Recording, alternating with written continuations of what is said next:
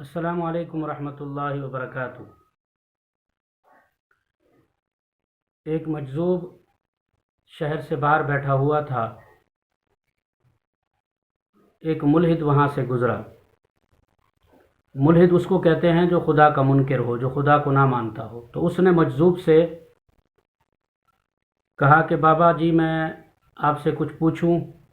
تو مجذوب نے کہا کہ پوچھو۔ کہا کہ میں آپ سے 3 سوال کرنا چاہتا ہوں، تو مجھے ان سوالوں کے جواب دیں۔ مجذوب نے کہا کہ پوچھیں، کیا پوچھنا چاہتے ہیں آپ؟ تو اس ملحد نے پہلا سوال کیا،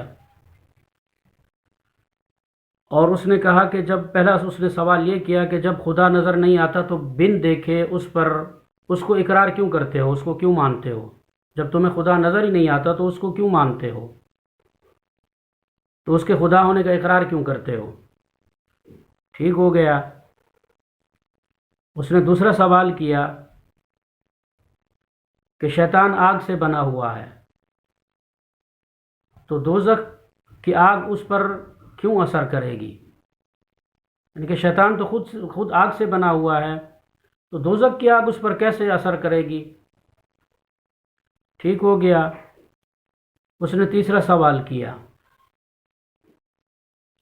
کہ جو کچھ کرتا ہے اللہ کرتا ہے، جو کچھ کرتا ہے اللہ کرتا ہے، تو پھر بندہ کیوں مجرم ہے؟ یہ 3 سوال اس نے کیے۔ تو اس مجذوب نے کہا کہ میرے پاس تیرے ان تینوں سوالوں کا ایک ہی جواب ہے، میرے پاس تیرے ان تینوں سوالوں کا ایک ہی جواب ہے۔ اور اس مجذوب نے مٹی کا ڈھیلا اٹھا کر اس ملحد کے سر پر دے مارا۔ ملحد چلا اٹھا، اور وہ چلاتے ہوئے سیدھا عدالت میں پہنچا، اور اس مجذوب کے خلاف اس نے دعویٰ دائر کر دیا۔ مجذوب کو اگلے روز عدالت نے بلا لیا۔ عدالت میں جج کے سامنے پیشی ہوئی، تو جج صاحب نے اس مجذوب سے کہا کہ بابا جی آپ نے اسے ڈھیلا کیوں مارا، مٹی کا ڈھیلا کیوں مارا آپ نے؟ تو مجذوب نے کہا کہ جج صاحب میں نے اس کے تینوں سوالوں کا ایک ہی جواب دیا۔ جج صاحب نے پوچھا کہ وہ کیسے؟ تو مجذوب کہنے لگا کہ اس کا پہلا سوال تھا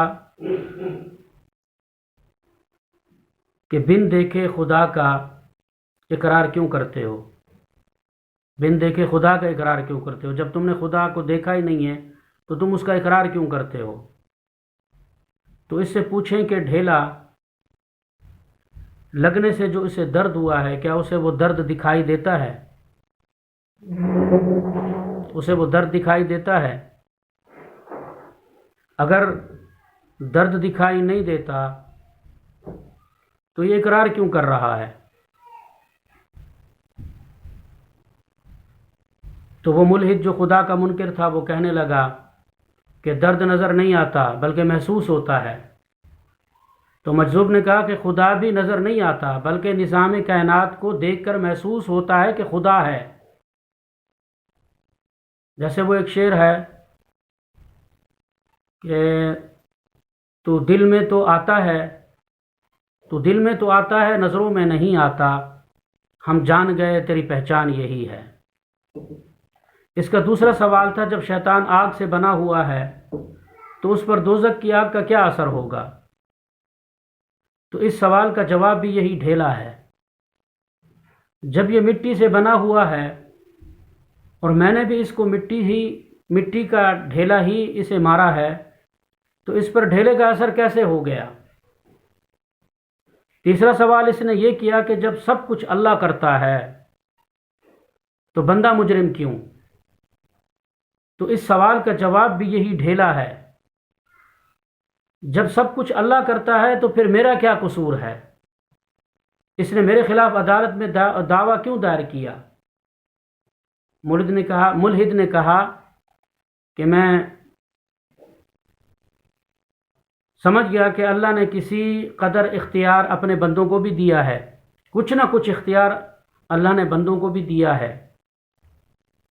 جج نے ملحد کے مطمئن ہونے کے بعد مقدمہ وہ خارج کر دیا۔ تو میرے کہنے کا مقصد یہ ہے کہ انسان دنیا میں اللہ کا خلیفہ بن کر آیا ہے، انسان دنیا میں اللہ کا خلیفہ بن کر آیا ہے، اس لیے اسے بے دست و پا اور مطلق بے اختیار بنا کر نہیں بھیجا گیا، یعنی کہ اللہ نے انسان کو بے اختیار بنا کر اس دنیا میں نہیں بھیجا، بلکہ کچھ نہ کچھ اختیار ضرور دیا گیا ہے انسان کو۔ کسی نے حضرت علی سے پوچھا کہ اللہ نے انسان کو کتنا اختیار دیا ہے؟ تو حضرت علی نے فرمایا کہ ذرا اپنا پاؤں اوپر اٹھا۔